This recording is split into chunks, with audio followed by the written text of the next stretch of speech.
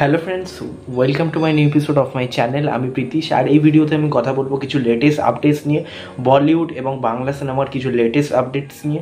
তো চলো করি। তো সবার প্রথম আমি যে সিনেমাটা নিয়ে কথা বলবো সেটা হচ্ছে ওয়ার 2কে কেন্দ্র করে, যেখানে ঋত্বিক রোশন এবং জুনিয়র এনটিআর থাকতে চলেছে। তো যেটা শোনা যাচ্ছে যে এখানে কিন্তু এসআরকেও থাকতে চলেছে। ইয়েস, শাহরুখ খান কিন্তু এই সিনেমাটা থাকতে চলেছে, যেহেতু এইটা স্পাই ইউনিভার্সের মধ্যেই পড়ছে এই সিনেমাটা। একটা ফাইট সিকোয়েন্সে যেখানে আমরা ঋত্বিক রোশন পাশাপাশি জুনিয়র এনটিআর এবং তার সাথে এসআরকে দেখতে পাবো। তো সেই ফাইট সিকোয়েন্সটা আমার মনে হয় দারুণ কিছু হতে চলেছে, এবং সেই সময় পাঠান থাকতে চলেছে ঋত্বিক রোশনের সাথে এবং জুনিয়র এনটিআরের সাথে। তো সেটা দেখে তো একটা আলাদা রকম ক্রেজ পাবলিকদের মধ্যে হবে। দেবে আসে 15 আগস্ট 2025 আসার কথা, দেখা গেল।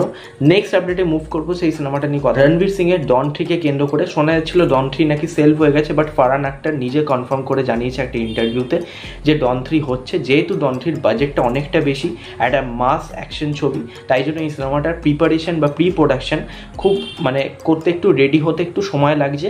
এই সিনেমাটার শুটিং স্টার্ট হওয়ার কোনো প্ল্যান নেই, নেক্সট ইয়ারেই কিন্তু শুটিং স্টার্ট হবে। দেখা যাক সিনেমাটা কবে আসে। এবং এর পাশাপাশি শোনা যাচ্ছে যে এক্সেল এন্টারটেনমেন্ট, যেটা ডন 3ও প্রডিউস করছে, তাদেরও আরেকটাও বড় ছবি আসতে চলেছে। সেটা নিয়ে তারা এখনো কোনো কনফার্ম বলেনি, বাট একটা বড় বিগ বাজেটের ছবি আসবে। এবার দেখা সেখানে কোনো আমরা বড় মুখকে দেখতে পাই কিনা।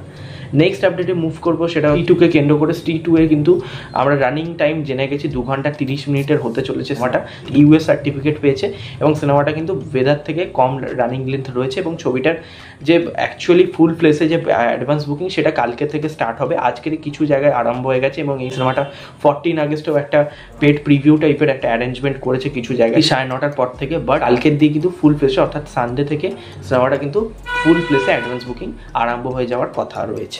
এরপর কথা বলবো চেঞ্জারকে কেন্দ্র করে, রামচরণের গেম চেঞ্জারে কিন্তু রামচরণের 3টে লুক থাকবে। ইয়েস, ফার্স্ট যে লুকটা থাকবে হচ্ছে একজন পলিটিশিয়ান হিসাবে, তারপর একটা লুক থাকবে হচ্ছে একজন ছেলে হিসাবে, মানে রামচরণের যে ছেলে হবে তাকে সেমই দেখতে হবে, এবং সেইটাও কিন্তু রামচরণই প্লে করবে।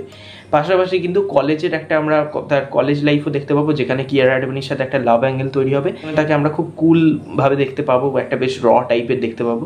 তারপর আমরা দেখতে পাবো আরেকটা লুকে, সেটা হচ্ছে একদম ক্লিন শেভে যখন সে আইএস ক্র্যাক করে নিচ্ছে, তো তখন তাকে একটা আমরা লুকে দেখতে পাবো। তো 3টে লুক থাকতে চলেছে এখনো পর্যন্ত, এই আপডেট রয়েছে। আপডেটে মুভ করবো হচ্ছে কাঙ্গুবা ট্রেলার কিন্তু নিয়ে একটা আপডেট উঠে এসছে। তো কাঙ্গুবা সিনেমাটা তো রিলিজ হবে আপনারা জানেন 10 অক্টোবর। এই সিনেমাটা কিন্তু ট্রেলার আসতে চলেছে আগামী 12 আগস্ট। আর এই সিনেমাটার ট্রেলার কিন্তু অ্যাটাচ থাকতে চলেছে থাগলান বলে যে সাউথের সিনেমাটা রিলিজ হচ্ছে তার সাথে। তো দেখার ট্রেলারটা কেমন হয় এবং কতটা ইমপ্রেসিভ করতে পারে। এবং এই সিনেমাটার ট্রেলার কিন্তু এটা ফাইনাল ট্রেলার নয়, এরপরেও আর একটা ট্রেলার আসবে, এটা তো ট্রেলার 1 হতে পারে। এবং লাস্ট আপডেট, এসকে মুভিজের কিন্তু আপকামিং তাদের 18টা সিনেমা কিন্তু পড়ে রয়েছে এসকে মুভিজের, এবং এসকে মুভিজ একসময় কিন্তু দারুণভাবে রাজত্ব করেছে আমাদের কমার্শিয়াল বাংলা ছবির প্রতি। তো একটা সময় ছিল এসকে মুভিজ খুব ভালো চলেছে আর কি সব সিনেমায়, কিন্তু কিছু বছর যাবত এসকে মুভিজের অবস্থা কিন্তু খুবই খারাপ, এবং তাদের 18টা সিনেমা প্রায় রেডি হয়ে পড়ে রয়েছে।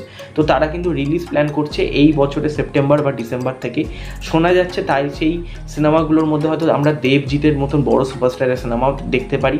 হয়তো এটাও হতে পারে প্রোডাকশন হাউসের সাথে কোনো সিনেমা কো প্রডিউসার হিসাবে এসকে মুভিজ রয়েছে, বা প্রপারলি এসকে মুভিজই প্রডিউস করেছে দেবজিৎকে দিয়ে, দেবজিতের সিনেমা।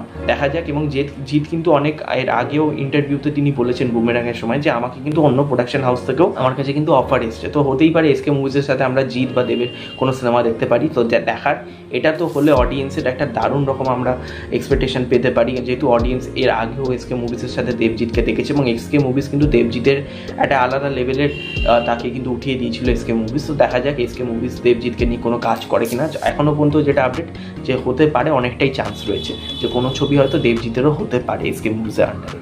দেখার কি হয় এবং কবে সিনেমাগুলো রিলিজ হয়। এখানেই ভিডিওটা শেষ করছি। ভিডিওটা ভালো লাগলে লাইক করো, শেয়ার করো, সাবস্ক্রাইব করো, পাশে বেল আইকনটি ক্লিক করো, এবং কমেন্টে জানিও তোমার মতামত কি। আর নেক্সট ভিডিও দেখা হবে। Tata, take care.